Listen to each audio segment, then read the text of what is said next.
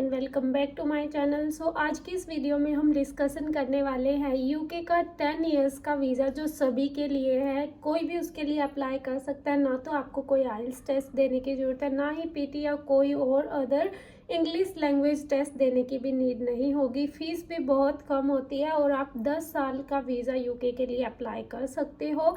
With your family आप इधर आ सकते हो। उसके लिए क्या क्या एलिजिबिलिटी रिक्वायरमेंट्स रहेंगी, कैसे आपने अप्लाई करना है और कितनी इजी और हार्ड प्रोसेस है, और फीस किस किस चीज़ पे डिपेंड करेगी, कितने आपको फंड शो करने पड़ेंगे, वो सारा डिस्कशन हम आज की वीडियो में करने वाले हैं। Moving head, if you are new to my channel don't forget to subscribe this channel and if you like my video do like share the video. So अगर मैं डिस्कस करूँ इस वीज़ा के बारे में, कौन सा वीज़ा है, कैसे आप लोग अप्लाई करोगे, तो ये कोई और वीज़ा नहीं बल्कि यूके का विजिटर वीज़ा है, जिसके लिए आप 10 इयर्स तक भी अप्लाई कर सकते हो।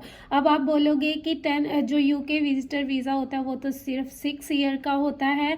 जी नहीं, ये आपका डिपेंड करता है फीस पे। अलग अलग के हिसाब से आपकी फ़ीस अलग पे होगी। यूके विजिटर वीज़ा आपका 6 मंथ का भी होता है, 8 मंथ का भी होता है और 1 ईयर का भी होता है, प्लस आपका 10 इयर्स का भी मैक्सिमम होता है। बट उसके लिए फ़ीस रिक्वायर्ड, जैसा कि आप देख सकते हो, अलग अलग रहेंगी। अगर आप 10 ईयर के लिए अप्लाई कर रहे हो तो आपके पाउंड 963 जो रेट है वो फ़ीस लगेगी आपकी, जो कि अगर हम देखें इंडिया के अकॉर्डिंग वो आपके 1 लाख रुपीज़ के आसपास बनेंगे।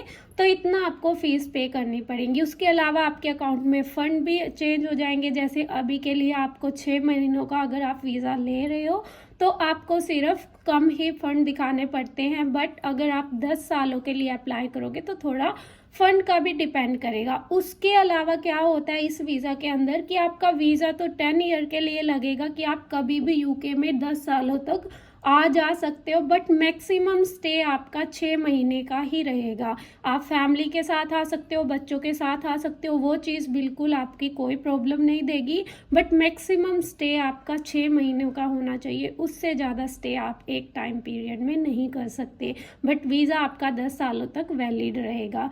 अब बात कर लेते हैं इसकी रिक्वायरमेंट्स क्या क्या है, आप कब अप्लाई कर सकते हो, क्या आपकी एज होनी चाहिए, आपके पास क्या क्या डॉक्यूमेंट्स होने चाहिए। So let's discuss the requirements. अगर बात करें एलिजिबिलिटी रिक्वायरमेंट्स की, आपके पास एक नॉर्मल सा पासपोर्ट होना चाहिए जो कि वैलिड होना चाहिए। उसके अलावा आपके अकाउंट में आपको फंड शो करने पड़ेंगे, चाहे आप 6 मंथ के लिए अप्लाई कर रहे हो या फिर आप लोग 10 ईयर के लिए कर रहे हो, उसके अकॉर्डिंग आपको फंड शो करने पड़ेंगे। और फंड बहुत ही आपके मैटर करते हैं वीज़ा के अंदर। अभी रिसेंट में एक हुआ था कि ना उनको 4000 पाउंड फंड शो करने थे, वो गलती से 400 शो हो गए, तो उनका वीज़ा जो है रिफ्यूज़ हो गया था। तो आपने फ़ंड दिखाते हुए जब भी आप शो करते हो अपने कवर लेटर में अच्छे से लिखना है कि आपके पास इतने फ़ंड है जिससे कि आप अपने आप को सपोर्ट कर सकते हो। जब आप यूके में आओगे तो आपके पास इनफ मनी है।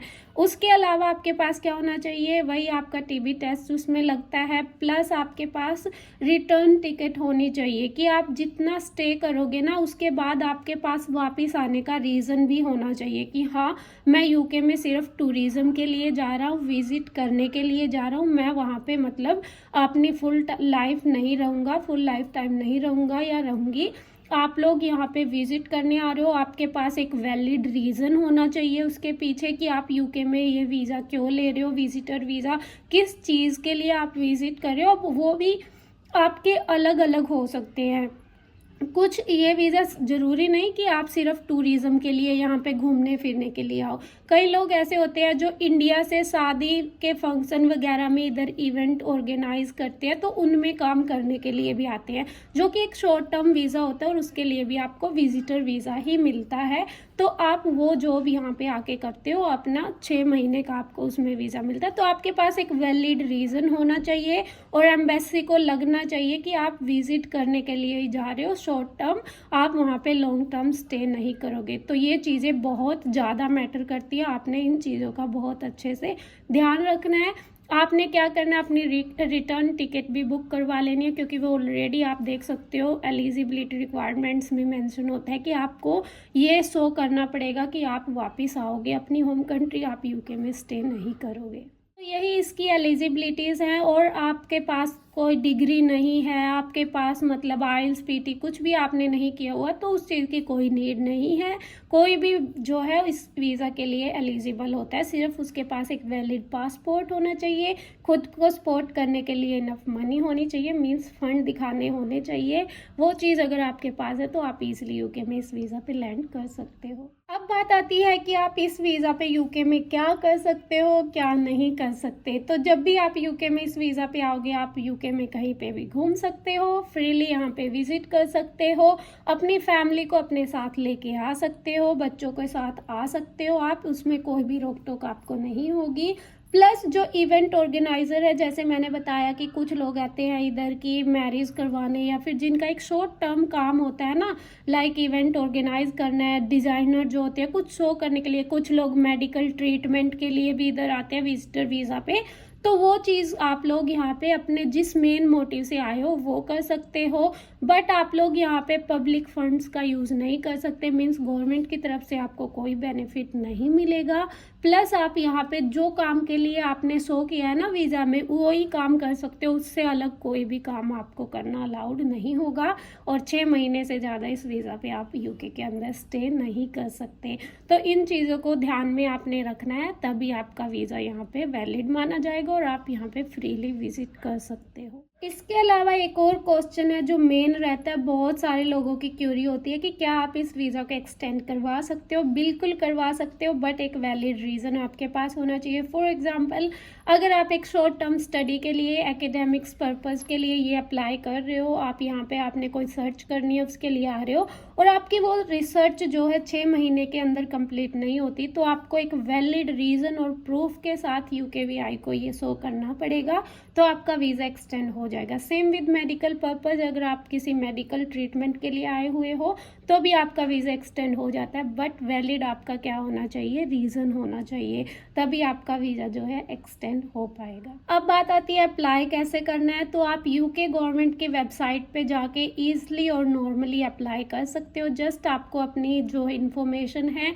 अपना फुल नेम, डिटेल्स, मेल सब आपने फिल कर देना है, आपके पास जो फंड्स वगैरह सब शो कर देने हैं आपने। जब आप पूरी डिटेल्स अपनी फिल कर देते हो तो आपके पास एक मेल आ जाती है, और उस मेल वो होती है कंफर्मेशन मेल कि आपने अप्लाई किया है, तो आप इजीली उधर से अप्लाई कर सकते हो।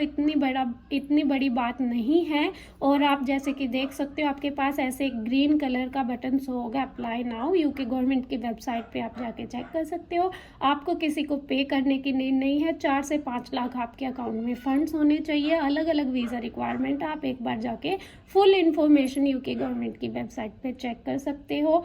फिर भी अगर आप लोगों को कोई प्रॉब्लम आती है, नहीं समझ आता, you can tell me in the comment box में ज़रूर बताना। और अगर आप चैनल पे नए हो, सब्सक्राइब करना मत भूलना। और वीडियो अगर अच्छी लगी हो, do like share the video. Thank you and मिलते हैं नेक्स्ट वीडियो में।